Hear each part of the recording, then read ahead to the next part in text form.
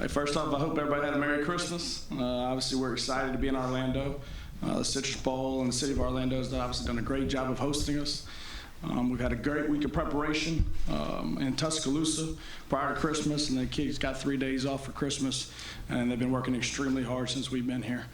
So I think it's a great opportunity, especially defensively, to end the year on a right note. Obviously, we've had a lot of young players playing for us that we think have progressed throughout the year. But I think it's very important for us to finish this year on the right note, play extremely hard, and play to the standard of Alabama football. First question on the right in the center. Pete, earlier this year, Nick kind of highlighted how difficult your job was this year because of the linebacker situation, having to kind of lead those guys. One, how challenging was that for you? And two, how much did you learn about yourself coaching this year? Yeah, I mean, I think, obviously, I mean, you're at Alabama, and so I think you're coaching some of the best players in the country, with some of the best staff in the country, for the best coach in the country.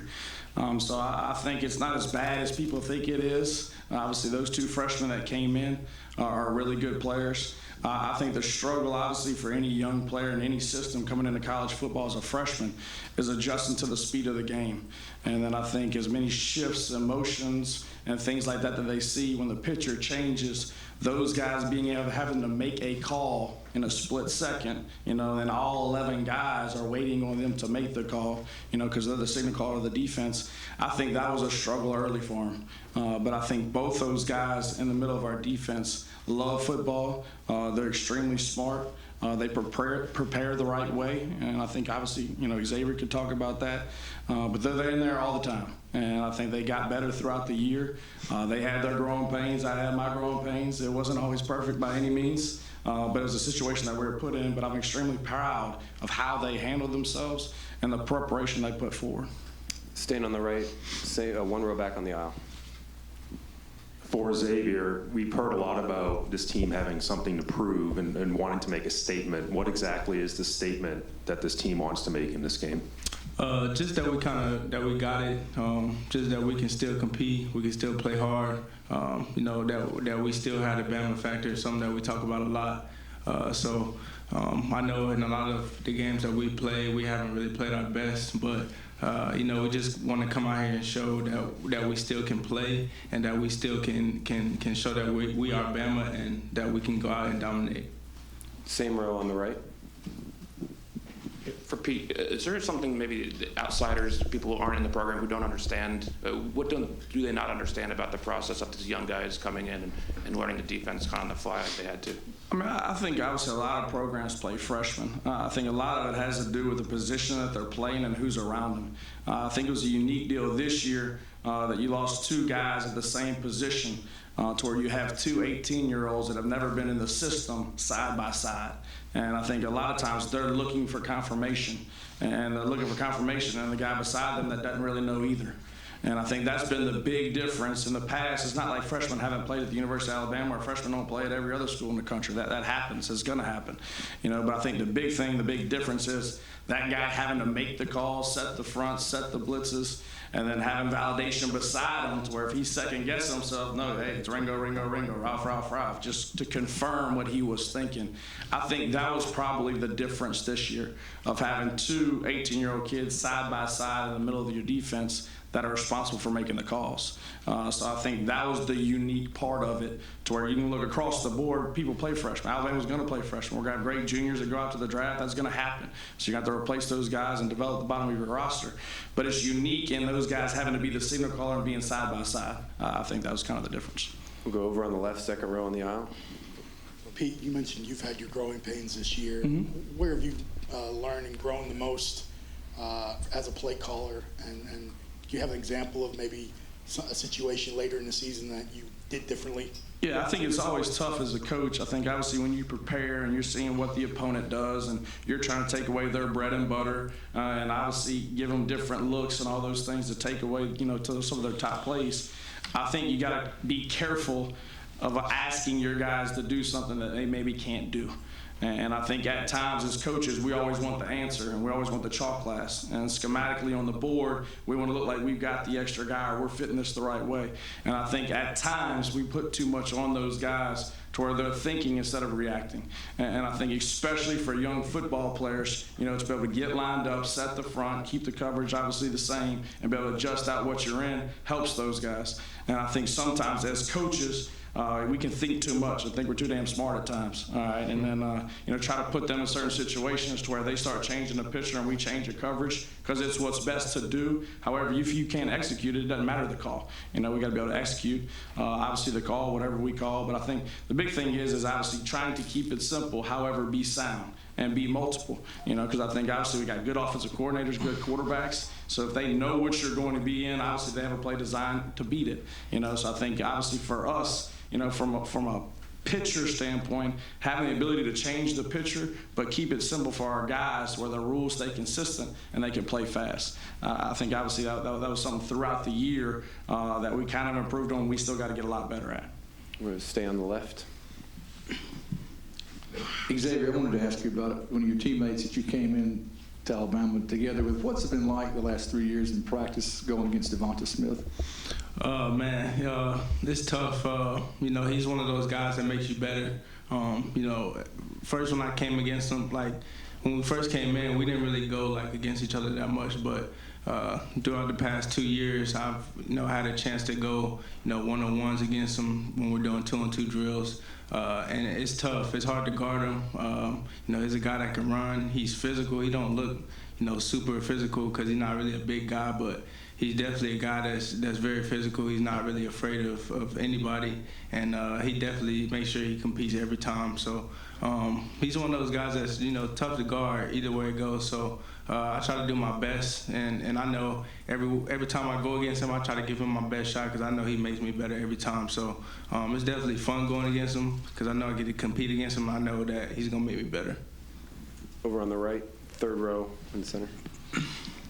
James Ogletree, the Crimson White. Pete, wanted to ask you about two guys who look like they could potentially be in line to play a little bit more in this game than they have. That's Josh Jobe and Chris Allen. With Josh, we know he's a passionate player. How have you kind of taught him to harness that and still play with that passion but be disciplined? And then what kind of growth have you seen out of Chris this year? Yeah, I think obviously Josh had a really good week of preparation, both in Tuscaloosa and here. He's an extremely competitive kid. Obviously, he's got the skill set and the length that we want at that position. And I think he's done a great job over the last 2 weeks, and Coach Scott and Coach Saban obviously coaching him, of locking in and focusing on his job and just controlling what he can control. Finishing on the ball in the deep part of the field is something that he's been working on throughout the year that I think he has improved on. But he's been very good at the bottom of the route. He is an emotional kid, but he's learned to control his emotion and not play emotional. And I think that's obviously something the coach talks about a lot. That's kind of showed up early. But he's maturing. Obviously, he understands the role he's in. He's got some great players around him. Xavier does a really good job with him. And, those guys in the back end are very close groups, so they kind of help lead themselves. But I think the last two weeks he's really been focusing on his job, obviously controlling what he can control, but playing with emotion but not getting emotional, which Coach talks about all the time. And I think that's something he's starting to do. We're going to go over on the left in the back.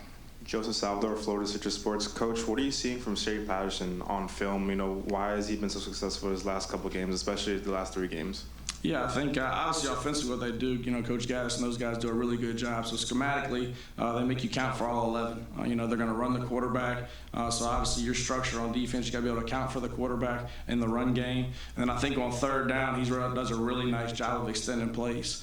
So when things break down in the back end and they got guys covered, he can step up or out. And he does a really nice job based on the coverage, whether he's going to scramble if the back's to you in a 2-man principle, or he does a nice job in zone of keeping his eyes downfield. Their receivers do a really good job of breaking off the routes. And a lot of their explosive plays come on third down when the play broke down. It wasn't designed to be that way, but it became an explosive play off the scramble, in a man principle or a zone principle, the scramble rules, and he hits a deep shot. So I think the big thing is accounting for him, obviously in the run game. He's very athletic. They do a lot of unique things to be able to run the quarterback for you to use all 11 guys. And then I think on third down, it's going to be pivotal, obviously, to keep him, make him be a pocket passer. All right, and then use our hands. Obviously, I think the flight of the ball, we got to do a good job up front getting our hands up, but we've got to be able to contain him and keep him in the pocket. We're going to go over on the right. So we talk a lot about those freshman linebackers, but you guys have had to play some freshmen up front too. How has that added to the challenge this year, and what have you seen from that group? Yeah, I think obviously, Justin Boydby and Byron Young, we've had several guys up front as true freshmen that play. So they played extremely hard. They're very coachable. I think obviously you want to be having a racer, so normally if you got a young guy, up front, then you want a veteran guy behind him to where I'm a second level guy. He makes a mistake, he's in the wrong gap, then we can make it right. I think at times we end up in the same gap a lot. So obviously, that's a challenge, but I think I love just the way they work. They come to practice, they're eager to learn, they play extremely hard. Obviously, we've got to improve on our gap integrity, and striking and coming out of our hips, and then we got to do a better job at the second level of making those guys right. That's the bottom line of playing linebacker, but to fix things and erase things, and we got to be able to help those guys. Go back over on the left on the aisle. Isaiah Hole, Wolverines Wire. Pete, what are the challenges of going up against a guy and Josh Gaddis, a guy that was in your building, and what have you seen out of his offense, whether it be similarities, differences from his time in Tuscaloosa to Ann Arbor?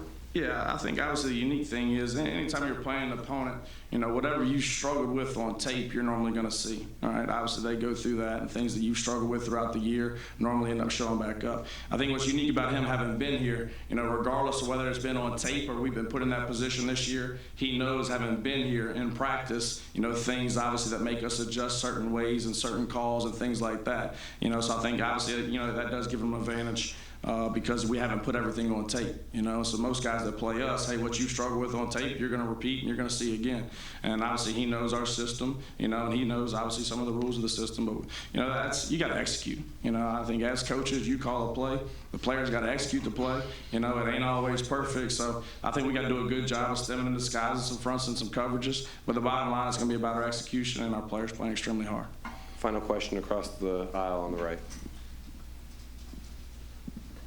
Yeah, Coach, Chris Allen, how much growth have you seen from him, not only this season playing, but also, just knowledge of the game sitting out last season with injury? Yeah, I think Coach Sal's done a really good job with him, and obviously having been in the system a couple years, getting banged up and coming back. He's a smart football player. He understands the system. Obviously, he'll have an opportunity in this game to be able to showcase that a little more. But we're extremely excited about his potential. Coach Sal, does a good job with him. I think the kid understands the system, understands what we're asking him to do. So he's developed. He's come a long way. So I think he'll play well. Gentlemen, thank you for your time. Enjoy the rest of your week.